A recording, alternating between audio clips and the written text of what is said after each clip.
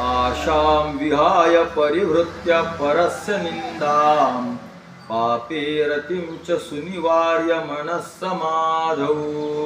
आशां विहाय परिहृत्य परस्य निन्दां पापे रतिं च सुनिवार्य मनः समाधौ। आदाय हृत्कमलमध्यगतं परेशं वाराणसीपुरपतिं भज विश्वनाथम्। आदाय कमलमध्यगतं परेशं वाराणसीपुरपतिं भज विश्वनाथम्।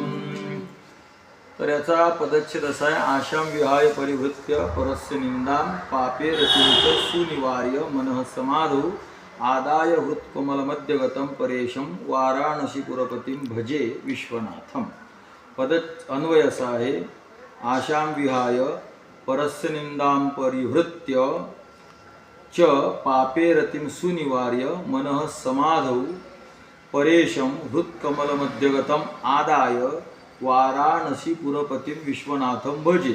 अर्थ, आशां विहाय, विहाय म्हणजे सोडून, आशा सोडून, आणि परस्य निंदां परिहृत्य, दुसऱ्याची निंदा सुद्धा, परिहृत्य म्हणजे टाकून, दुसऱ्याची निंदा टाकून दिली, आणि पापे रतिं सुनिवार्य, पापाविषयी जी आसक्ती होती पाप करण्याची ती सुद्धा सुनिवार्य, सुनिवार्य म्हणजे चांगल्या पद्धतीने टाकून दिली आणि मनः समाधौ, आणि मन समाधीमध्ये स्थिर करून या पदाचा अध्यार करायचा।